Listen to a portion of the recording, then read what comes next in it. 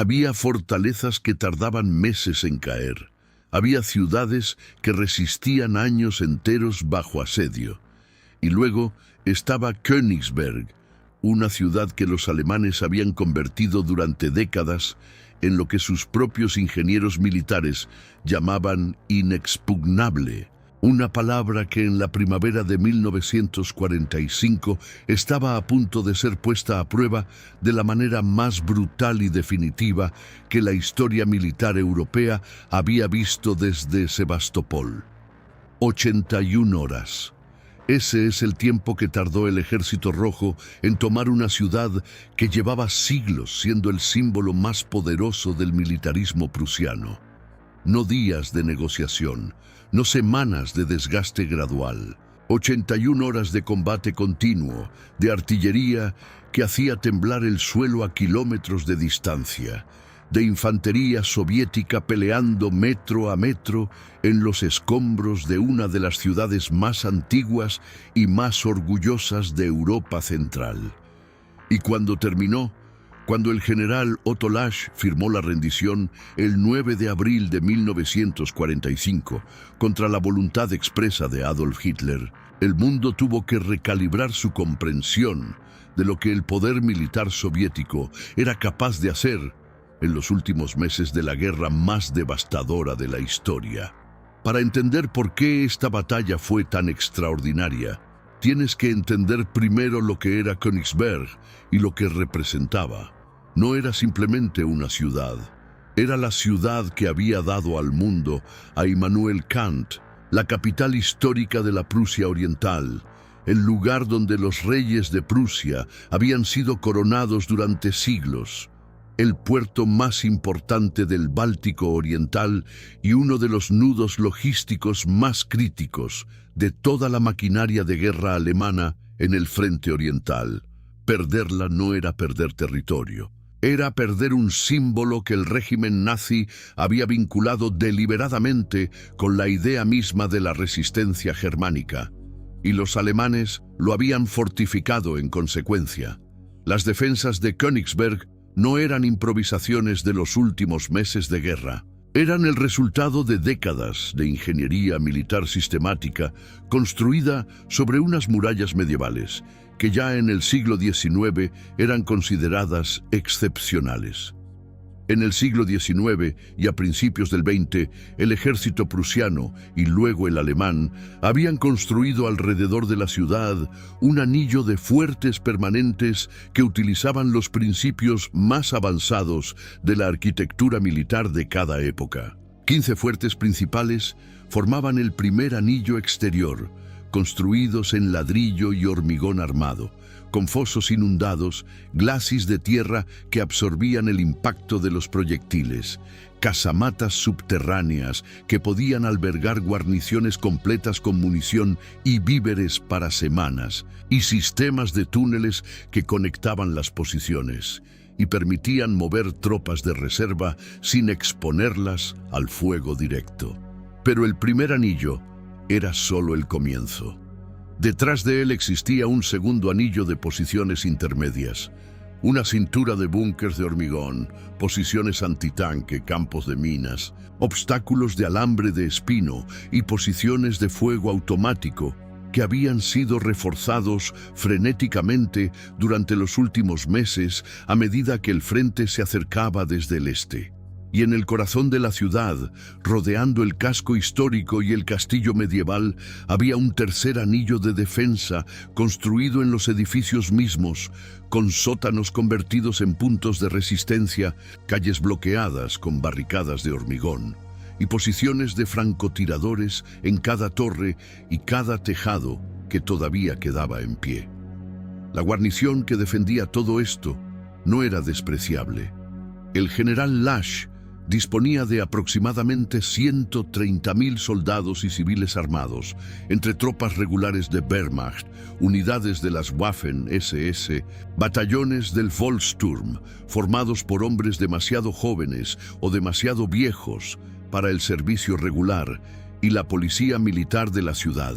Tenían artillería, tanques, munición y, sobre todo, Tenían órdenes directas de Hitler de defender Königsberg hasta el último hombre y la última bala, bajo pena de muerte por traición para cualquier comandante que considerara la rendición. En papel, era una posición que podía resistir meses. Lo que los defensores alemanes no habían calculado correctamente, o quizás no podían calcular correctamente porque ningún ejército de la tierra había visto todavía algo equivalente, era la escala de lo que el mariscal Alexander Vasilevsky estaba preparando en el lado soviético.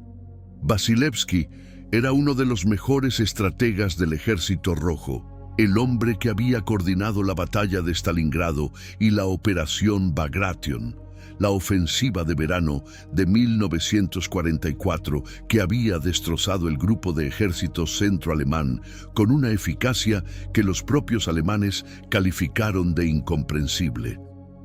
Para Königsberg, Vasilevsky había reunido el tercer frente bielorruso con recursos que convertían la batalla en algo cualitativamente diferente de cualquier asalto urbano anterior en el frente oriental.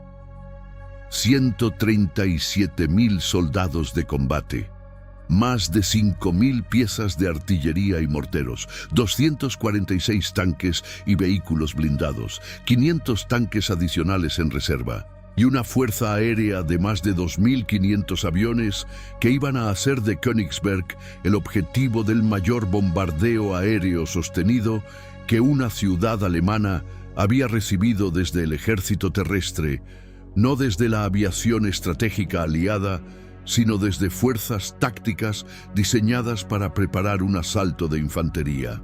La preparación soviética fue meticulosa hasta un grado que todavía hoy impresiona a los historiadores militares. Las unidades de asalto soviéticas pasaron semanas estudiando maquetas detalladas de los sectores que iban a atacar, construidas con información de reconocimiento aéreo e inteligencia de prisioneros. Los oficiales de ingeniería estudiaron los planos de los fuertes capturados en operaciones anteriores. Los comandantes de artillería calcularon las concentraciones de fuego necesarias para destruir o neutralizar cada posición identificada. Los pilotos sobrevolaron la ciudad repetidamente antes del ataque para familiarizarse con los objetivos. Nada se dejó al azar porque la experiencia de 3 años de guerra en el frente oriental había enseñado al Ejército Rojo que el azar era el enemigo más costoso de todos. El asalto comenzó el 6 de abril de 1945. Lo que ocurrió en las siguientes horas fue una demostración de poder de fuego concentrado que los defensores alemanes, pese a toda su experiencia de guerra, no estaban preparados para absorber psicológicamente. La preparación artillera soviética que precedió al asalto de infantería duró varias horas y alcanzó una intensidad que los supervivientes describieron posteriormente como algo que trascendía la experiencia sensorial ordinaria. El suelo vibraba de manera continua. El ruido era tan absoluto que impedía la comunicación incluso a distancias de pocos metros. Los edificios que habían resistido los bombardeos aéreos de semanas anteriores comenzaron a desintegrarse bajo el impacto acumulado de miles de proyectiles de artillería pesada cayendo en un área concentrada. La artillería soviética no trabajaba de manera aleatoria. Cada batería tenía objetivos específicos asignados. Los fuertes del anillo exterior recibían fuego de artillería pesada de calibres que sus constructores del siglo XIX no habían previsto en sus cálculos de resistencia. Las posiciones antitanque y los nidos de ametralladora, identificados por el reconocimiento aéreo, recibían concentraciones de fuego de morteros de mediano calibre. Las barricadas de las calles principales recibían el impacto directo de cañones autopropulsados que los ingenieros soviéticos habían aprendido a usar en combate urbano en Stalingrado, en Berlín, en Budapest, en cada ciudad que el Ejército Rojo había tenido que tomar a la fuerza en los últimos 2 años. y simultáneamente la aviación soviética operaba en oleadas continuas sobre la ciudad.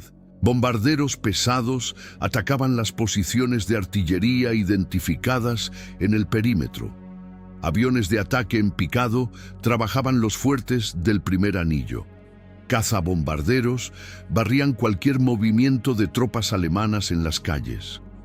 La combinación de fuego de artillería terrestre y ataque aéreo creaba una zona de destrucción que avanzaba delante de la infantería soviética como una ola. La infantería avanzó detrás de esa ola. El combate urbano que siguió en las calles de Königsberg fue de la variedad más brutal y más exigente que existe en la guerra. No era el combate de campo abierto, donde la maniobra y la velocidad determinan el resultado. Era combate de edificio en edificio, de piso en piso, de habitación en habitación, donde cada esquina podía ocultar un nido de ametralladora y cada sótano podía contener una posición de resistencia capaz de detener durante horas a una compañía entera. Los alemanes habían preparado esa clase de defensa con cuidado. Habían conectado los sótanos de los bloques de edificios con pasos que permitían a los defensores desaparecer de una posición cuando era tomada y reaparecer en la siguiente sin exponerse al fuego de la calle. Habían almacenado munición en depósitos subterráneos distribuidos por toda la ciudad para garantizar que la resistencia pudiera continuar incluso cuando las líneas de suministro estuvieran cortadas. Las unidades de asalto soviéticas respondieron con las tácticas que habían perfeccionado en 2 años de combate urbano. Los grupos de asalto eran pequeños, de 8 a 12 hombres, combinando infantería, ingenieros con explosivos y lanzallamas, y 1 o 2 piezas de artillería ligera que se movían con la infantería para destruir los puntos de resistencia a distancia de combate directo. Los lanzallamas resultaron especialmente efectivos contra las posiciones en sótanos que habían resistido al fuego de armas convencionales. Los ingenieros abrían pasos a través de las paredes de los edificios para evitar las calles donde el fuego alemán era más intenso. La coordinación entre estos grupos y el fuego de apoyo de artillería se realizaba con una precisión táctica que habría parecido imposible al principio de la guerra, cuando el Ejército Rojo todavía estaba aprendiendo a combatir. El primer día de combate costó pérdidas significativas a ambos bandos, pero el balance era inequívoco. Los fuertes del primer anillo exterior habían sido reducidos en su mayoría. Las posiciones más avanzadas del perímetro alemán habían cedido o estaban rodeadas. Los defensores se habían replegado hacia los anillos interiores, consumiendo en ese proceso una parte significativa de su munición y de sus reservas de infantería que no podían ser reemplazadas. El segundo día fue peor para los alemanes. La mañana del 7 de abril, el Ejército Rojo había penetrado en el casco histórico de la ciudad y los combates alcanzaban la zona del castillo medieval y la catedral que Kant había frecuentado. Los puentes sobre el río Pregel, los mismos puentes cuya topología había llevado al filósofo a formular el problema matemático de los puentes de Königsberg, estaban bajo fuego cruzado. El general Lasch intentó coordinar contraataques locales para recuperar las posiciones perdidas, pero la presión soviética era demasiado continua y demasiado bien coordinada para que los contraataques alemanes ganaran tierra suficiente antes de ser detenidos por el fuego de apoyo soviético. La situación logística alemana se deterioró rápidamente durante el segundo día. Las comunicaciones entre los sectores de defensa dependían cada vez más de mensajeros que tenían que cruzar zonas bajo fuego para llevar órdenes que llegaban cuando la situación que describían ya había cambiado. Los hospitales improvisados en los sótanos se llenaron más allá de su capacidad. El suministro de munición para las posiciones de artillería pesada comenzó a fallar a medida que los depósitos avanzados eran destruidos o capturados. Y sobre todo, la moral de la guarnición comenzó a mostrar las grietas que inevitablemente produce el ver que una defensa que se creía capaz de resistir meses se está desintegrando en días. La noche del 7 al 8 de abril, el general Lash envió mensajes a través de emisoras de radio militares solicitando permiso para negociar la rendición. La respuesta de Hitler fue categórica: ninguna rendición bajo ninguna circunstancia, y se ordenó el arresto y ejecución sumaria de cualquier oficial que propusiera capitular. Lash continuó la resistencia, pero en su fuero interno ya había calculado la aritmética brutal de la situación. El tercer día fue el último. La mañana del 8 de abril, las unidades soviéticas de los 4 sectores de ataque habían convergido sobre el centro de la ciudad y comenzaban a conectarse entre sí, dividiendo las fuerzas alemanas restantes en bolsas aisladas que ya no podían apoyarse mutuamente. Los puentes sobre el Pregel estaban en manos soviéticas. El castillo estaba siendo asaltado. Las comunicaciones alemanas habían colapsado prácticamente en su totalidad, y los comandantes de sector tomaban decisiones de manera autónoma sin poder coordinarlas con el cuartel general de Lash.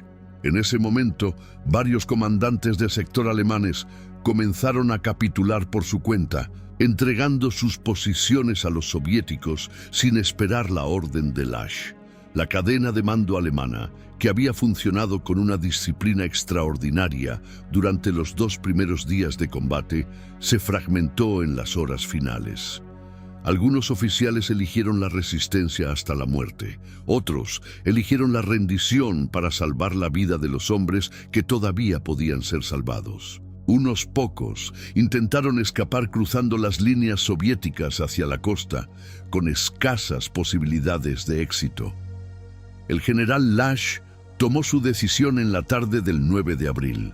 Bajó a los sótanos del cuartel general, donde los representantes soviéticos le esperaban, y firmó el documento de rendición incondicional. En ese momento, los combates cesaron en la mayor parte de la ciudad, aunque bolsas aisladas de resistentes alemanes continuaron combatiendo durante horas más antes de ser eliminadas o rendirse. 81 horas después del inicio del asalto soviético, Königsberg había caído. Hitler, al conocer la noticia de la rendición, ordenó la condena a muerte de Lash en ausencia y el arresto de su familia en Alemania. Era el gesto desesperado de un régimen que ya no controlaba los hechos, pero todavía controlaba la capacidad de castigar a los que reconocían la realidad. La batalla de Königsberg tuvo consecuencias que trascendieron su resultado inmediato. Demostró con una claridad brutal que el Ejército Rojo de 1945 era capaz de tomar posiciones que en 1941 o 1942 habrían resistido meses, no por superioridad numérica solamente, sino por una superioridad táctica y de coordinación que era el resultado de 4 años de aprendizaje en el laboratorio más costoso de la historia militar. La velocidad de la victoria impresionó a los observadores militares aliados occidentales y reconfiguró sus cálculos sobre cuánto tiempo podría durar la guerra en Europa, que en ese momento ya se medía en semanas, no en meses. Para los más de 100.000 soldados alemanes que sobrevivieron para rendirse, comenzó un cautiverio soviético, del que muchos no regresarían a Alemania hasta la década de 1950. Para los civiles alemanes que habían permanecido en la ciudad a lo largo del asedio, comenzó un proceso de expulsión y deportación que transformaría la ciudad de Königsberg en la Kaliningrado soviética, un territorio que cambió de idioma, de nombre y de identidad en el curso de pocos años. borrando casi completamente las huellas de los siglos de presencia germánica que la habían definido. La ciudad donde Kant había pasado toda su vida sin alejarse nunca más de 40 kilómetros de su lugar de nacimiento, la ciudad que había coronado reyes prusianos y formado generaciones de oficiales que construyeron el Estado alemán moderno, dejó de existir como ciudad alemana en 81 horas. Pocas batallas de la Segunda Guerra Mundial concentran en tan poco tiempo una lección tan completa sobre la naturaleza del poder militar y sobre la velocidad con que los equilibrios estratégicos, que parecen permanentes, pueden deshacerse cuando la fuerza aplicada alcanza una masa crítica determinada. Königsberg resistió todo lo que el ingenio militar alemán había construido para defenderla. Y cayó de todas maneras, porque en abril de 1945 el Ejército Rojo ya no era el mismo que había retrocedido ante ella en 1941. Eso es lo que 81 horas pueden significar cuando quien llama a la puerta ha aprendido a un precio incalculable exactamente cómo abrirla.